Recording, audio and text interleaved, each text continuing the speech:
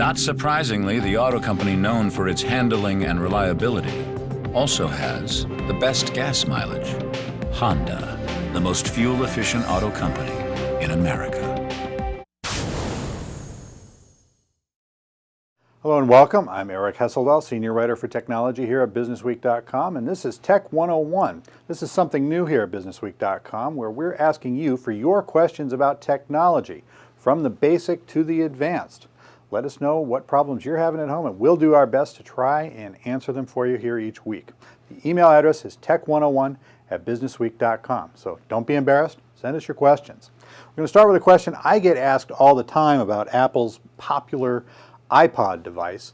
Now that you've got the thing, what can you do with it besides listen to music with your headphones and watch the occasional video or TV show? So I thought I'd take a look at some of the accessories you can get, from speakers to some of the other things. So we'll start here with speakers. This is the iPod Hi-Fi, and it comes from Apple. And it's $349, and it's about as easy to use as you can expect. Play a little music here. And pretty much every iPod ever made will work with this, although with some of the older models, the first and second generation, you'll need a separate cable, which you'll have to buy separately. But pretty straightforward. It has its own remote control, straightforward control, volume, louder and softer, and it takes input in the back from whatever other sound source you may have handy. So, terrific sound. It's a little large, a little bit heavy, and I think the price is a little bit high. So if that is a little bit too much for you, price-wise or size-wise, there's some other things that you can explore. And we'll take a look at another one right now. You might also want to take a look at the sound dock from Bose. This is the same company that makes the Wave radio and is well known for its sound quality. Remote control comes as well. Just as easy to use. A little bit less compatible. I use it with this third generation iPod all the time, but first and second generation doesn't work. Price is a little lower. It's $249. Fits nicely on a desk or bookshelf, wherever you like to use it. So when you're working with some of these accessories, one of the issues you may run into, especially if you have an older iPod, is compatibility. Now, this is the 5th generation iPod with the video capability, and what you'll want to look for is this universal compatibility connector. This first started to show up on the 3rd generation iPod, and you'll see the connector here. 1st generation and 2nd generation iPods, as you'll see, this is my 1st generation iPod, don't really have it. They don't have this universal connector here.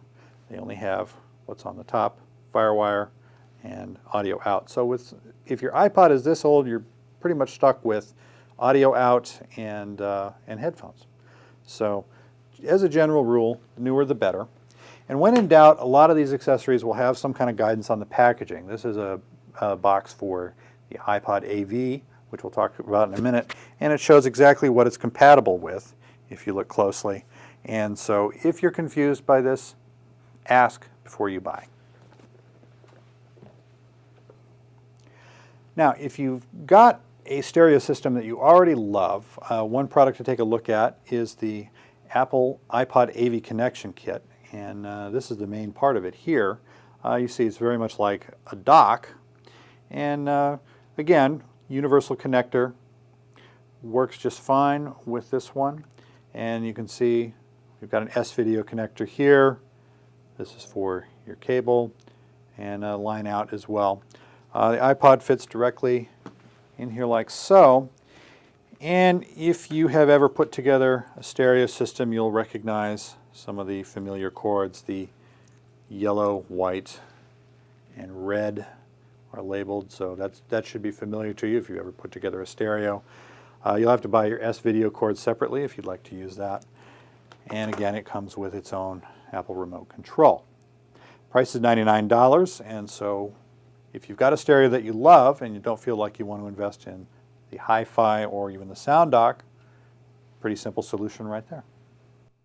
Obviously, I changed things around a little bit here. If you're like me, you've got one foot in each world of music. You've got a CD collection that you've accumulated over the years, plus you've also got an iPod, and you kind of want the two of them to coexist in peace and harmony. So something like this might make a certain amount of sense for you. This is the iLive home entertainment system. It's $129 and it's basically an iPod-friendly tabletop stereo system. You've got your tuner, you've got your CD and DVD player, and here we are. And there we go. So you see the iPod playing here, displays all your album art and so forth. What you can't see very well is that there's a USB port in the top here, and that'll work with your first generation iPod Shuffle, if you have one of those. So it's a pretty flexible unit. Once again, it's a tuner, tabletop system, pretty much everything you could ask for in a tabletop system, plus it's iPod friendly.